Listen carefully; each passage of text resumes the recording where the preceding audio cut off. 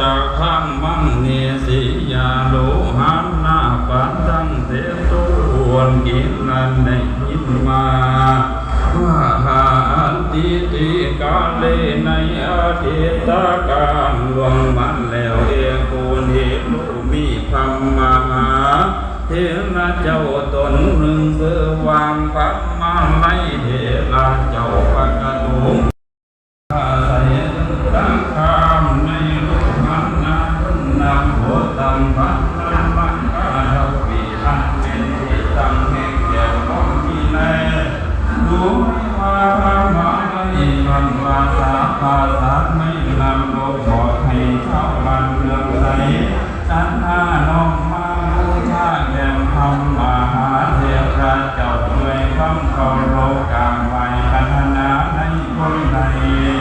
ผู้คนแล้วจักได้เก็บพักแล้วพื้นในจันตนมีแร่พันเทระในวาทีในพันเทระเจ้ารับเอาดอกไม้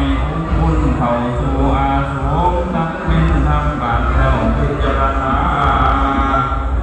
ว่าคนเอาดอกควรทำแบบนี้ขึ้นไปกราบแก้วองค์การองค์เย็นดีคนนั้นเย็นนอนทั้งหลายไปแก้วแม่วันในกาจางใจบอกมาอันทั้งหลายคนนั้นถามมาอันว่าให้ทั้งหลายอันในแดนทุกเมืองอินทรา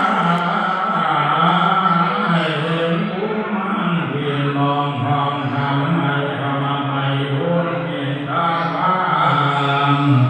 ก็ควรนองความลงมาให้มันทำของใช้ยังไว้บนอันกันต่างคนทำความเจ้าเหนียวลงมาดูดี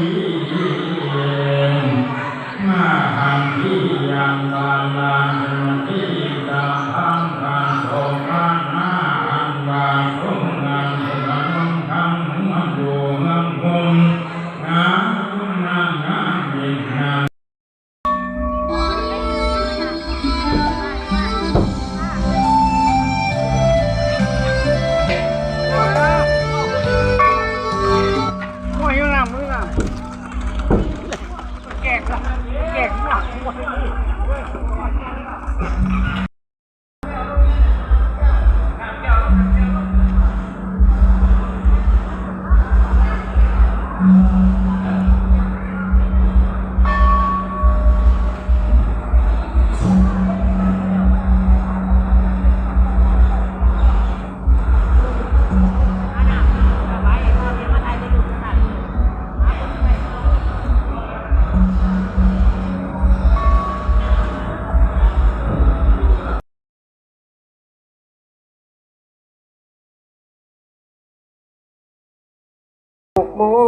นะครับวันนี้บุญพระเวทเทศมหาชาตินะครับวันนี้เป็นวันเชิญนะครับเชิญพระเวทเข้าเมืองนะครับ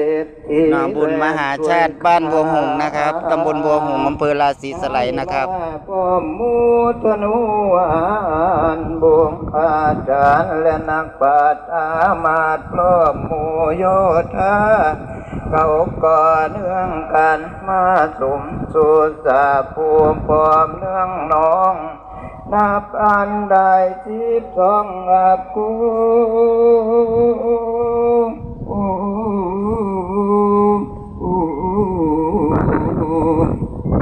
พี่นี้เขามีใจ